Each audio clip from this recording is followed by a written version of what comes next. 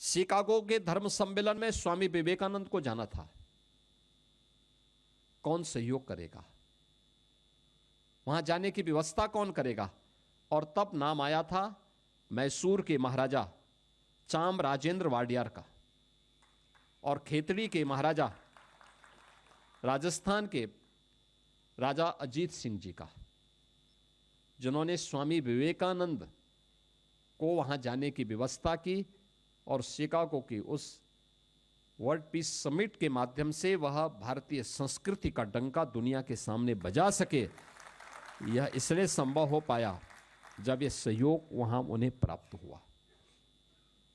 अन्यथा एक सामान्य सन्यासी के रूप में लोग भूल चुके होते हैं, किसी को पता ही नहीं होता यह भी प्रतिभा है। उनकी दिव्य प्रतिभा से यह देश वंचित रह जाता, दुनिया वंचित रह जाती। भारत की वैदिक परंपरा की का डंका जो दुनिया के अंदर वैश्विक मंच पर बजता हुआ दिखाई दिया है, यह इन महापुरुषों के नाते। दूसरा नाम आपके सामने है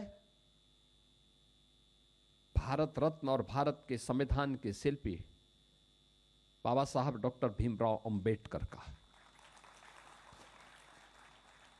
बाबा साहब डॉक्टर भीमराव अंबेडकर बड़ौदा के महाराजा सियाजी राव गायकवाड़ ने उन्हें विदेश जाने की स्पेशल स्कॉलरशिप उपलब्ध करवाई और उसके माध्यम से डॉक्टर भीमराव अंबेडकर जी ने अपनी प्रतिभा की छाप न केवल दुनिया को दी बल्कि भारत को एक यशस्वी संविधान भी दिया और संविधान देने के साथ साथ कोटि कोटि दलितों वंचितों के जीवन में एक प्रकाश पुंज बनकर के भी बाबा साहब भीमराव अंबेडकर छा गए।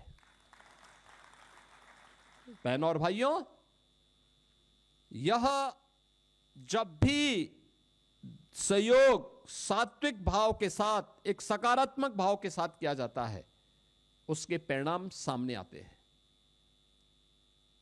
इस प्रकार की दिव्य विभूतियां सामने आती हैं, उसके परिणाम इस रूप में सामने आते हैं। यह अचानक नहीं हुआ,